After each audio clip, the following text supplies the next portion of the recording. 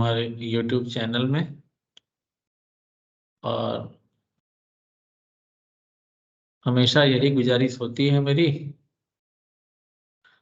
कि आप साथ दें तो अच्छे से अच्छे टॉपिक्स और अच्छे से अच्छे वीडियो आपके पास हम पहुंचा सकें।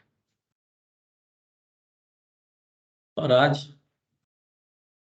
एक चैप्टर छोटा सा लेकिन मार्किंग चैप्टर लेके आया हूं आपके लिए। और आप गेस कर सकते हैं कौन सा चैप्टर हो सकता है। याद है कुछ?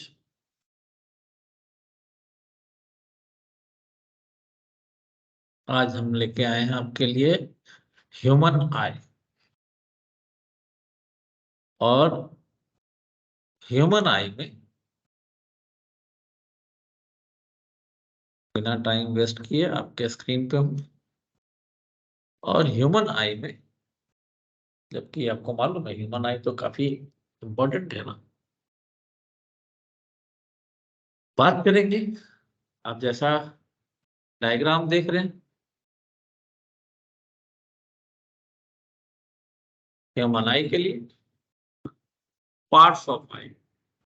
वैसे तो छोटे क्लासों में भी हमने पढ़ा है और यहाँ भी पढ़ रहे हैं, तो बार बार रिवीजन करते करते कई सारी चीजें क्लियर हो जाती है।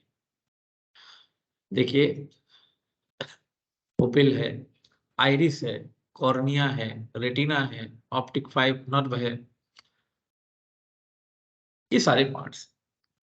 देखिए, एक बात मैं बताऊं आपको कि पहले क्या होता था, जब क्वेश्चन पेपर, पहले के क्वेश्चन पेपर में और अब के क्वेश्चन पेपर में क्या डिफरेंस है। पहले जनरली डायग्राम बनाने के लिए आता था, अब क्या है, डायग्राम ऑलरेडी बना हुआ आता है और उसमें ये जो आप लिखा हुआ देख रहे हैं ना, पुपिल, आइरिस, कॉर्निया, ये सारे जो पार्ट्स हैं, यहाँ पे ए बी सी डी या कुछ इस तरह से नेमिंग कर देते हैं और पूछते हैं आपसे कि बताओ भाई इसका नाम क्या है और इसका फंक्शन क्या है ना। तो सबसे पहली बात आप देखें, cornea. Light coming from different object enters the I through the cornea. कहीं से भी लाइट, आपको मालूम है, रिफ्लेक्शन से आती है। तो लाइट जब एंटर होती है हमारे आई में तो वो कॉर्निया के थ्रू एंटर। आइरिस का काम पुपिल के साइज को कंट्रोल करना है। कई बार आप देखते होंगे जब हम कम लाइट से ज्यादा लाइट में जाते हैं तो हमारी आंखें ज्यादा खुल जाती हैं। नहीं, सॉरी, उल्टा बोल दिया। जब हम कम लाइट से ज्यादा लाइट में जाते हैं तो हमारी आंखें थोड़ी भींच सी जाती हैं। और जब ज्यादा लाइट से कम लाइट में आते हैं तो हमारी आंखें थोड़ी ज्यादा ओपन हो जाती हैं। इट मीन्स क्या, कि वो आइरिस पुपिल को कंट्रोल कर रहा है, पुपिल साइज को इंक्रीज और डिक्रीज करता है। Pupil regulates and controls the amount of light entering the eye, regulate करता है। और आई लेंस तो सबसे इंपॉर्टेंट पार्ट है, कन्वेक्स लेंस होता है और ये कंट्रोल करता है किस बात को, ये सबसे इंपॉर्टेंट पार्ट है जो इमेज हमें हमारे रेटिना में बननी है, वो आई लेंस से होके ही तो जाएगी। फ्लेक्सिबल होता है, सॉफ्ट होता है और it forms real and inverted image on the retina. एक एक बात बिल्कुल, मैं हमने कहा रिवीजन है और मैं डीपली नहीं जा रहा हूँ, जो आपके लिए इंपॉर्टेंट पार्ट है मैं वही जा रहा हूँ। तो रियल और इन्वर्टेड इमेज की फॉर्मेशन करता है। और सिलियरी मसल, उसका काम क्या होता है, ये फोकल लेंथ को चेंज करता है आई लेंस के। यानी कई बार हमें दूर देखना होता है, कई बार नजदीक देखना होता है, कभी छोटे अक्षर देखने होते हैं, कभी बड़े अक्षर देखने होते हैं, वो कंट्रोलिंग का काम सिलियरी मसल्स करते हैं। लेकिन जब आप ज्यादा एक्सेस, अति सर्वत्र बाजार देत, वैसे संस्कृत का श्लोक है अति सर्वत्र वर्जयेत, मैं कहता हूं अति सर्वत्र बाजार देत। बाजार देत मतलब उठा के पटक देना। ज्यादा अगर किसी चीज को करेंगे तो भाई गड़बड़ तो होगी। अगर अब बच्चों को मना किया जाता है कि ज्यादा आप मोबाइल में ना लगे, ज्यादा आप गेम ना खेलें, नहीं, जो आप मना करोगे वही काम उल्टा होगा। तो उससे क्या होता है, मसल बार बार जब एक्टिवेट होता है उससे वो कमजोर होता है और तब जाकर के हमारी आंखें खराब होती है। क्यों खराब होती है? क्योंकि आई लेंस का पोजीशन बिगड़ जाता है। फैक्ट ये। अब यहां से आगे चलते हैं रेटिना की तरफ। रेटिना अभी देखा जो सबसे पीछे स्क्रीन है, जैसे हम थिएटर में जाते हैं तो देखते हैं ना, जिस स्क्रीन पे हम मूवी देखते हैं, सेम ऐसे ही हमारे आंखों के लिए वो रेटिना है। और the light sensitive screen on which image is form. अब ये देखिए, रोड्स और कोन्स, दो तरह के लाइट सेंसिटिव सेल्स प्रेजेंट होते हैं रेटिना में। और रोड्स का काम होता है, ये लाइट के इंटेंसिटी को कंट्रोल करता है या उसके लिए रिस्पॉन्स करता है। और कोन्स जो है वो कलर कंट्रोल करता है। कई बार देखते हैं किसी को कलर आइडेंटिफिकेशन में प्रॉब्लम हो जाती है, ब्लैक एंड व्हाइट स्क्रीन हो जाता है, ब्लैक एंड व्हाइट ही नजर आता है, कलर ब्लाइंडनेस जिसको हम कहते हैं। तो कलर ब्लाइंडनेस में क्या होता है, कौन सा उसका प्रॉब्लम गड़बड़ हो गया। जब कौन सा गड़बड़ हो गया, कौन सा खराब हो गया, इसका मतलब कि अब उसे कलर के लिए किसी प्रकार का वो रिस्पॉन्स नहीं करेगा, उसे दुनिया ब्लैक एंड व्हाइट नजर आएगी। अब नेक्स्ट टर्म है एकोमोडेशन। एकोमोडेशन क्या होता है? हाँ, एक छोटी सी बात और बता दूं। तो अभी हम लोग पहुंच गए रेटिना पे, इमेज रेटिना पे बना, और वहां से जो हमारा नर्व्स है, मैं एक बार फिर आई के डायग्राम पे आता हूँ। जो हमारा ये ऑप्टिक नर्व है, ये वहां से इंफॉर्मेशन को लेकर के और हमारे माइंड तक पहुंचा देता है। और इस तरह हम अपने विजन को करेक्ट कर पाते हैं कि आखिर हमने क्या देखा है, या वो उसको लंबे समय तक याद रखते हैं। फोरब्रेन काम करता है। अब आते हैं हम लोग एकोमोडेशन। एकोमोडेशन क्या होता है साहब?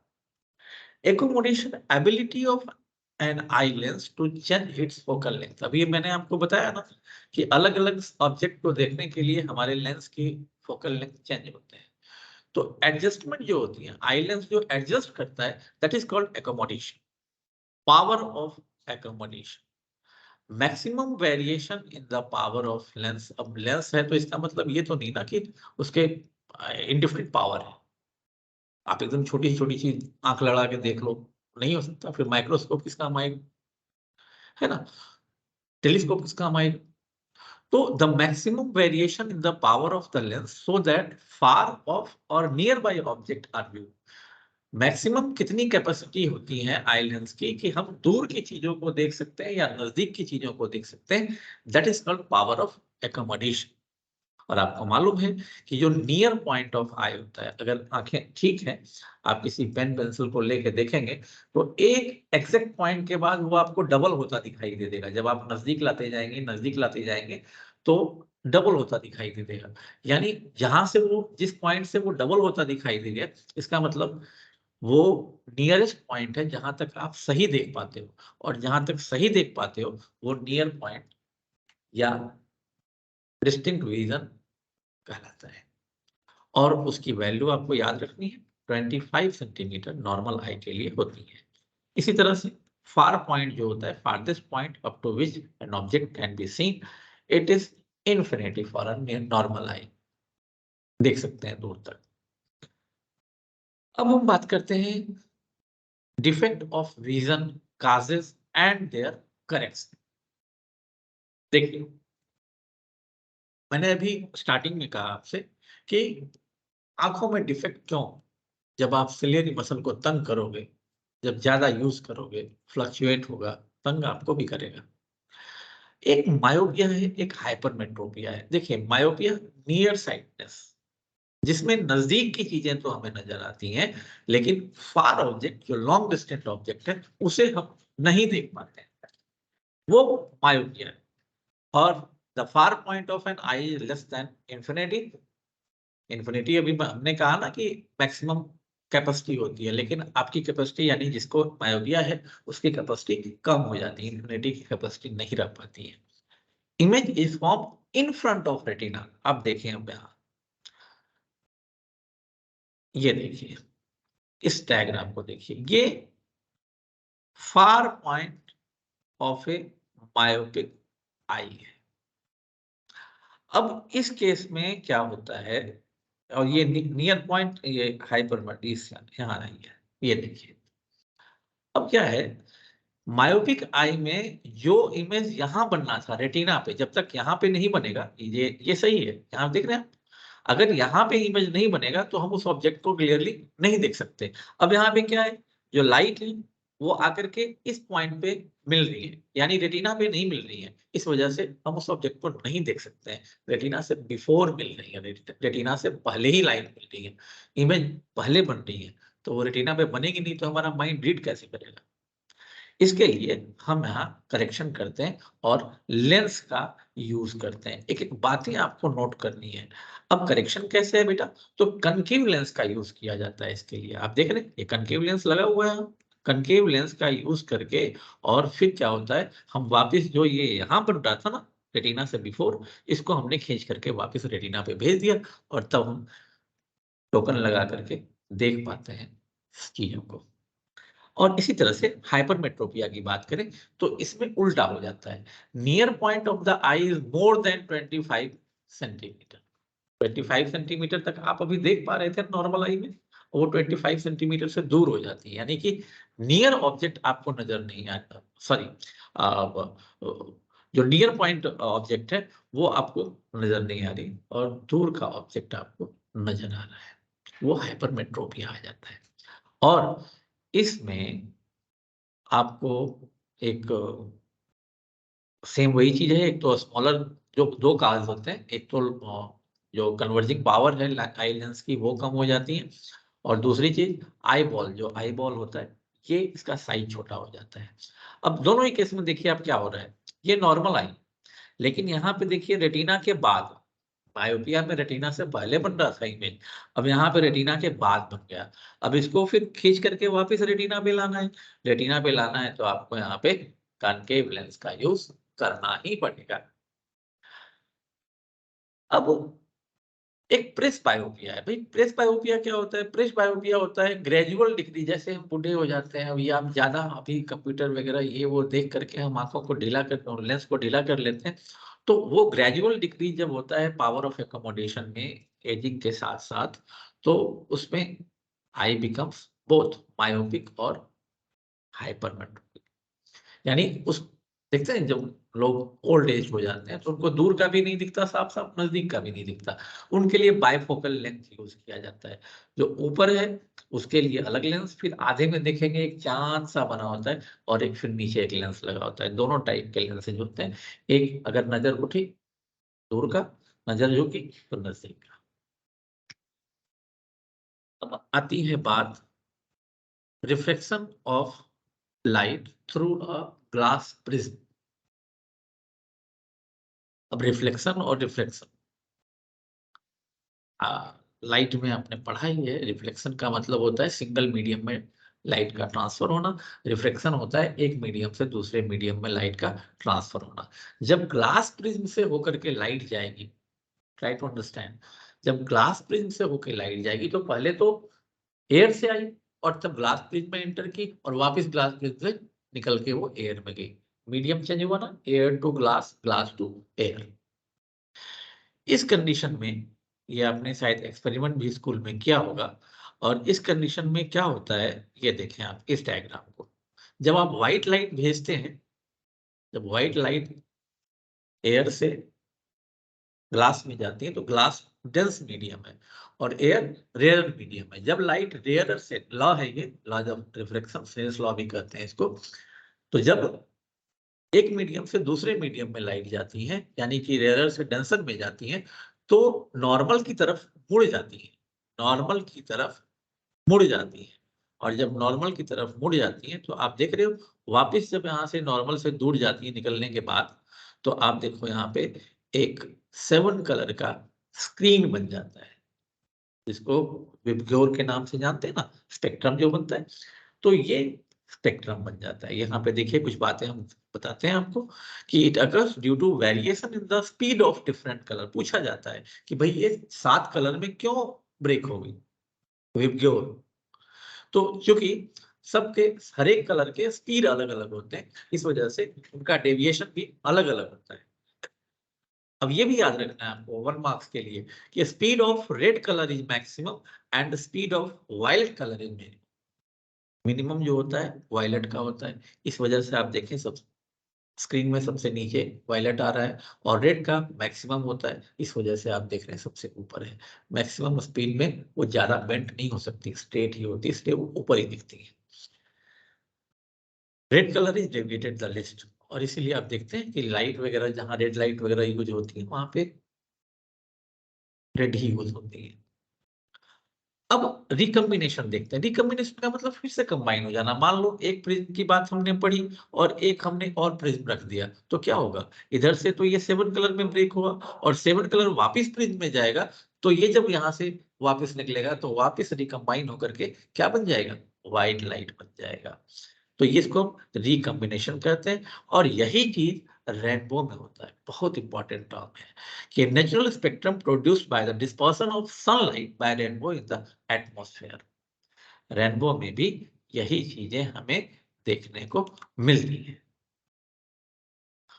और रेनबो में क्या होता है, आप देखो यहां से सनलाइट आई और फिर मीडियम चेंज हुआ, जो वाटर ड्रॉपलेट होता है, रेन ड्रॉप होता है, वहां पे मीडियम चेंज हुआ, और इस वजह से ये वापस जो है 7 कलर में ब्रेक हो जाती है, और हम कहते हैं रेनबो यानी इंद्रधनुष बन गया। तो एक बहुत और इंपॉर्टेंट टर्म, एटमॉस्फेरिक रिफ्रैक्शन। भाई देखो, ये बातें याद रखना, ये जो आप 3 बातें यहां देख रहे हो ना, twinkling of star, star seems higher than they actual are, और तीसरी advance sunrise and delayed sunset. इन तीनों से रिलेटेड अगर कोई सा भी क्वेश्चन आ जाए आपके एग्जाम में, तो आपको वहां पे क्या करना है, एकदम एटमॉस्फेरिक रिफ्लेक्शन को एक्सप्लेन कर देना है, और एटमॉस्फेरिक रिफ्लेक्शन को अंडरलाइन भी कर देना है, ताकि एग्जामिनर अच्छे से देख पाए क्या कह रहा है। Reflection of light caused by earth's atmosphere due to the variation in optical density of air layers. भाई जब हम लोग देखें, अब घर में बैठे हैं आप, तो घर में क्या है, वहां पे डस्ट पार्टिकल इन सबकी इंटेंसिटी कम है, यानी डेंसिटी कम है। रोड पे निकलिए, गाड़ी घोड़ा इतना ज्यादा है, वहां पे पॉल्यूशन यानी डस्ट पार्टिकल की डेंसिटी ज्यादा है। तो मीडियम हो गया ना, यहाँ ये रेयर हो गया, वो डेंसर हो गया। वैसे ही जब आप जैसे जैसे ऊपर जाएंगे, तो नीचे के जो पार्ट है वहां पे डेंसिटी ज्यादा है, ऊपर जाएंगे तो डस्ट पार्टिकल कम होते जाते हैं और डेंसिटी कम होती जाती है।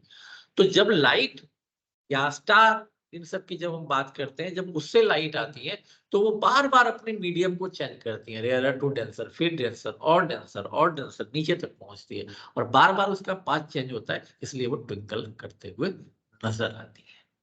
सेम यही चीज हमारे लिए स्टार के लिए है।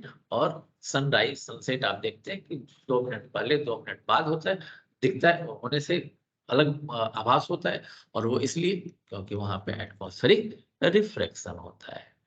अब ये बात आ गई स्कैटरिंग ऑफ लाइट। अभी हमने देखा क्या होता है स्कैटरिंग ऑफ लाइट। आप घर में देखते होंगे कहीं पे खिड़की वगैरह में थोड़ा सा होल, छेद हो, लाइट थोड़ी सी आ रही हो सुबह सुबह या किसी भी टाइम में, तो आप देखें कि उसमें डस्ट पार्टिकल आपको यूं घूमते नजर आएंगे, गोल गोल गोल गोल नाचते नजर आएंगे। एक्चुअली वो डस्ट पार्टिकल ना लाइट के वे को, लाइट के रास्ते को डाइवर्ट कर रहे हैं। तो जो डाइवर्ट करने का जो प्रोसेस होता है by dust particle, that is called scattering.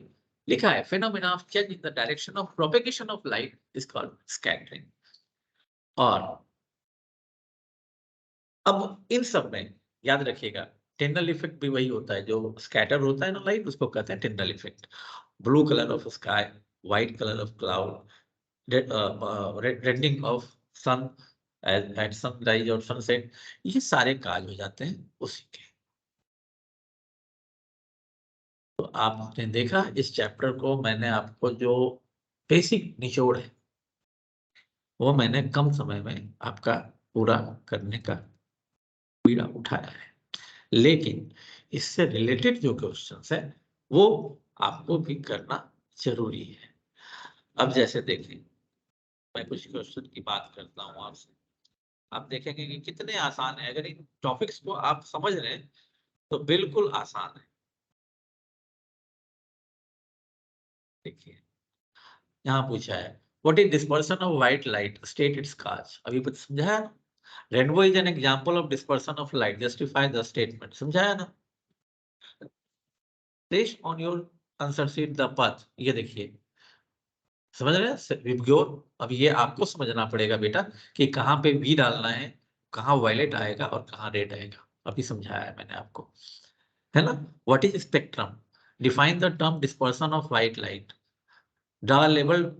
मैंने ड्रॉ वाले को तो अभी बताया ना कि आजकल ड्रॉ ऑलरेडी किया हुआ होता है, उसमें आपको एग्जाम्पल ही बताना होता है, ठीक है। तो ये देखिए, give reason, the extent of deviation of a ray of light on passing through a prism depends on colour. Colour के बारे में बताया ना, कलर की स्पीड अलग अलग होती है। Light of red colour are use for danger signal, ये बताया ना कि रेड लाइट वगैरह पे इसका यूज किया जाता है। तो हर चीजें मैंने आपको देखिए इस चैप्टर के कंसेप्ट को समझाया है कम समय में, और सारी चीजें बताई। फिर भी कोई भी समस्या, कोई भी प्रॉब्लम, ऑलवेज हाजिर हूं। आप मुझसे पूछें, जब भी आपको कोई दिक्कत आपको नजर आए, आप कमेंट में आप मुझे बता सकते हैं, पूछ सकते हैं, और उसका सॉल्यूशन जरूर आपको देंगे। आपको ये क्लास कैसी लगी जरूर बताएं। और फिर वही कहूँगा, कहता तो नहीं हूँ ज़्यादा, आप वीडियो को ज़्यादा से ज़्यादा लाइक और कम से कम शेयर तो खैर वहाँ करें जहाँ पे यूज़फुल हो, खाली पीली नहीं, जहाँ यूज़फुल हो वहीं पे, है ना। और आँखों के लिए फिर वही बात, आँखें तो बहुत यूज़फुल है ही ना। तो चलते हैं, जय हिंद, और मिलते हैं फिर अगले टॉपिक के साथ। कल मिलेंगे, आपके लिए इलेक्ट्रिसिटी का टॉपिक तैयार है, बस आएंगे अगले दिन और बोर्ड पे आपके लिए कुछ अच्छी अच्छी चीजें इलेक्ट्रिसिटी की समझाएंगे। तब तक के लिए बाय बाय, सब खैर। इजहार करती है दीवानगी का ये आंखें, ये आईना, मेरी जिंदगी का। Good bye.